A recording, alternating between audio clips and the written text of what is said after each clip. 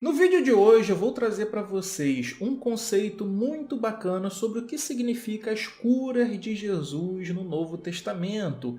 É óbvio que se trata de uma pesquisa realizada pelos pesquisadores Francis Farago e Francisco Emanuel, então todos os créditos para eles, que foram da onde eu fiquei sabendo disso e concordo 100%, pois faz todo sentido.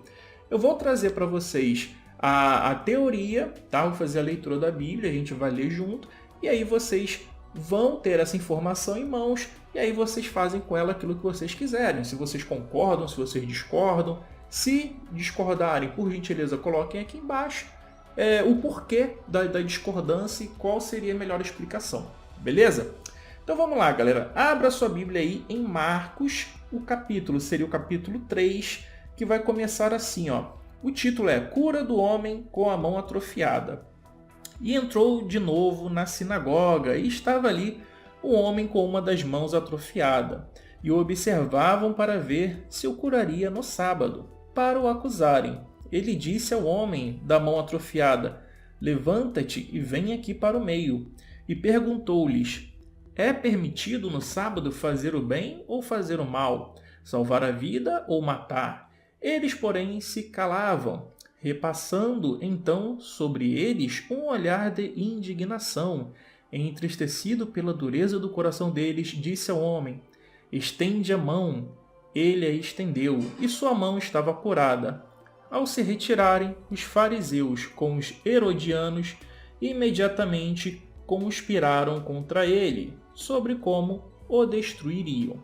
Beleza, esse aqui foi o capítulo 3, né? Agora a gente vai passar um pouquinho, a gente vai para, deixa eu ver aqui, o capítulo 8. Capítulo 8, versículo 22. E chegaram a Betsaida, trouxeram-lhe então um cego, rogando que ele o tocasse. Tomando o cego pela mão, levou-o para fora do povoado, cuspindo-lhe nos olhos. Preste atenção nesse detalhe, que é muito, muito importante. Jesus cospe no olho do cego. Vocês vão entender por que esse detalhe é importante. E impondo-lhe as mãos, perguntou-lhe: Percebes alguma coisa? E ele, começando a ver, disse: Vejo as pessoas como se fossem árvores andando. Em seguida, ele colocou novamente as mãos sobre os olhos do cego, que viu distintamente e ficou restabelecido e podia ver tudo nitidamente e de longe. E mandou-o para casa, dizendo: Não entres no povoado. Então vocês podem perceber que Jesus curou a mão de um cara que estava com a mão atrofiada e curou um cego com cuspe, beleza? Prestar atenção nisso, tá? Agora vamos para a tela para eu mostrar para vocês um detalhe muito interessante. Então, galera, vamos lá. Essa daqui é a obra de Tácito, tá? É o livro 4. Aí aqui vocês podem ver que está no capítulo 81. Aí vai dizer aqui o seguinte, ó. Durante os meses em que Vespasiano esperava em Alexandria, a estação regular dos ventos do verão e o mar calmo, muitas maravilhas continuaram a marcar... Maravilhas, tá vendo? Ó? Maravilhas. Maravilhas são uma espécie de milagres feitos, essas coisas assim, tá? Continuaram a marcar o favor do céu e certa parcialidade dos deuses para com ele.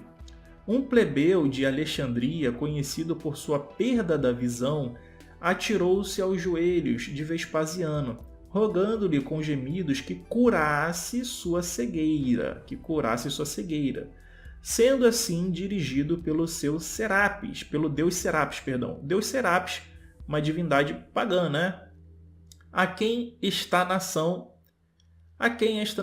mais supersticiosa adora antes de todas as outras, e implorou ao imperador que se dignasse molhar suas bochechas e olhos com saliva. Olha aqui, galera.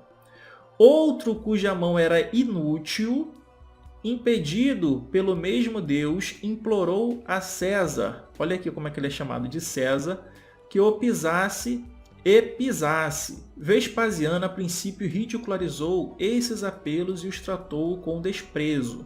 Então, lembra que Jesus, ele também às vezes desprezava as pessoas que ia curar ele, que pedia cura, né? como por exemplo a mulher que ele se recusou a curar e a mulher teve que dar uma lição de moral nele, né? Então, quando os homens persistiram, ele começou ora a temer o descrédito do fracasso, ora a se inspirar com esperança de sucesso pelos apelos dos suplicantes e pela bajulação de seus cortesãos. Finalmente, ele ordenou aos médicos que dessem suas opiniões sobre tal cegueira e enfermidade. Poderiam ser superadas pela ajuda humana? A resposta deles tratou os dois casos de maneira diferente. Eles disseram que no primeiro, o poder da visão não havia sido completamente consumido e retornaria se os obstáculos fossem removidos. No outro, as articulações haviam escorregado e se deslocado, mas poderiam ser restauradas se uma pressão de cura fosse aplicada a elas. Talvez fosse o desejo dos deuses, e pode ser que o imperador tivesse sido escolhido para esse serviço divino.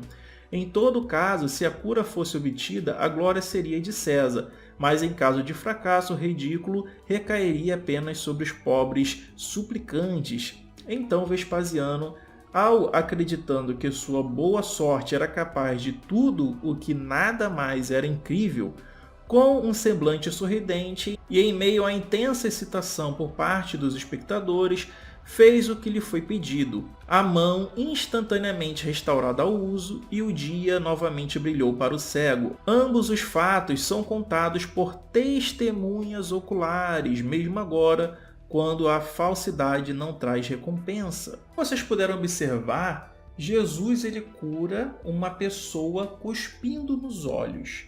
É óbvio que se você acredita que Jesus é o Filho de Deus Todo-Poderoso, ele de forma alguma necessitaria cuspir nos olhos de um cego para o curar. O interessante é que ele está emulando o mesmo milagre feito por Vespasiano, tanto na cura daquele que tem a mão atrofiada, tanto na cura daquele que era cego. Vespasiano também cuspiu nos olhos do cego. Então aqui nós já temos uma pista, uma evidência bem clara, uma evidência óbvia de que nós temos algo aí um tanto estranho, né? Eu não sei o que você acha sobre isso, mas para mim parece coincidência demais. Galera, vamos lá. Marcos capítulo 1, ele vai dizer das inúmeras curas de Jesus, né? Olha só. Versículo 32. Ao entardecer, quando o sol se pôs, trouxeram-lhe todos os que estavam enfermos e endemoniados. E a cidade inteira aglomerou-se à porta, e ele curou muitos doentes de diversas enfermidades e expulsou muitos demônios. Não consentia, porém, que os demônios falassem, pois eles sabiam que era ele. Cura de um leproso. Um leproso foi até ele, implorando-lhe de joelhos: se queres, tens o poder de purificar-me. Irado, estendeu a mão, tocou e disse-lhe: eu quero, se purificado. E logo a lepra o deixou, e ficou purificado. Advertindo-o severamente, despediu-o logo, dizendo-lhe: não digas nada a ninguém, mas vai mostrar-te ao sacerdote e oferecer por tua purificação o que Moisés prescreveu, para que lhe sirva de prova. Ele, porém, assim que partiu, começou a proclamar ainda mais e a divulgar a notícia, de modo que Jesus não podia entrar publicamente numa cidade. Permanecia fora em lugares desertos, e de toda parte vinham procurá-lo. Cura de um paralítico. Estando de novo em Cafarnaum, depois de alguns dias, souberam que ele estava em casa. Em tantos foram os que se aglomeraram que já não havia lugar nem à porta. Isso que falam que Jesus era desconhecido, né? O pessoal que é teórico do Jesus histórico falam que ele era desconhecido. Mas como ele era desconhecido se ele não conseguia nem se mexer de tanta gente de todas as partes que vinham procurá-lo, né? E anunciava-lhes a palavra. Vieram trazer-lhe um paralítico transportado por 4 homens. E como não pudessem aproximar-se por causa da multidão, abriram o telhado e a altura do lugar onde ele se encontrava, e tendo feito um buraco, abaixaram o leito em que jazia o paralítico. Jesus, vendo sua fé, disse ao paralítico: filho, teus pecados estão perdoados. Então repare quantas pessoas Jesus cura em todo o seu ministério, certo? Aqui no livro Guerra dos Judeus tem uma questão muito curiosa, né? Sempre que os romanos eliminavam os bandidos, Joséfo vai declarar que era uma espécie de cura, de purificação, de limpeza das pestes, de limpeza das pragas, tá? Por exemplo, aqui no livro 2 vai dizer o seguinte, ó: mas enquanto o país era limpo dessas pestes, uma nova espécie de bandidos aparecia em Jerusalém, os chamados sicários, tá? Então, para ele, a purificação era quando matava os bandidos, amainava as revoltas contra Roma. Em seguida, olha o que ele vai descrever aqui, ó. Imediatamente após a eliminação destas desordens, ou seja, das revoltas, a inflamação, como no corpo de um homem doente, rebentou noutra direção. Os impostores e bandidos, agrupando-se, incitaram muitas pessoas à revolta. Então, repare, Joséfo está sempre comparando as revoltas, os bandidos, com pessoas doentes. Olha aqui, mais uma vez, ó. No capítulo 14. Festo, que sucedeu a Félix como procurador, decidiu atacar a principal praga do país. Capturou muitos bandidos e não foram poucos o que mandou executar. Então vocês puderam perceber que pessoas doentes e curas estão associados aos bandidos que são eliminados pelos romanos, beleza? Mas talvez você não esteja assim ciente de que de fato Joséfo esteja falando que Deus está do lado dos romanos, que não tem uma questão religiosa aí, né? Então vamos lá. Ainda no livro 2, ele vai falar o seguinte, ó: assim, o único refúgio que vos resta, falando para os bandidos, é o auxílio divino. Mas até este está do lado dos romanos, porque o império tão vasto nunca teria sido construído sem a ajuda de Deus. Então olha só, é um ex-judeu falando uma coisa dessas, né? É meio suspeito, vocês não acham? Então vamos lá, olha só. Aqui a gente vai ver em outra página o seguinte, ó: uma culpa tão grande que atrairia inevitavelmente uma vingança divina. Então olha só, os judeus que se revoltaram contra Roma vão atrair a fúria de Deus. Então isso é o tempo inteiro em Guerra dos Judeus, tá, galera? O tempo inteiro isso. Os bandidos são pessoas doentes, são pragas, são pestes. É disso que se trata.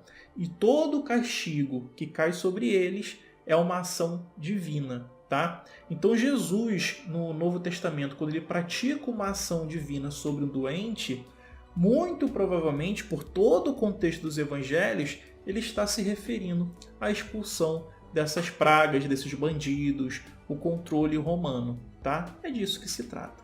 Então assim, galera, isso ocorre não é em uma, duas, três páginas do Guerra dos Judeus, é o tempo inteiro.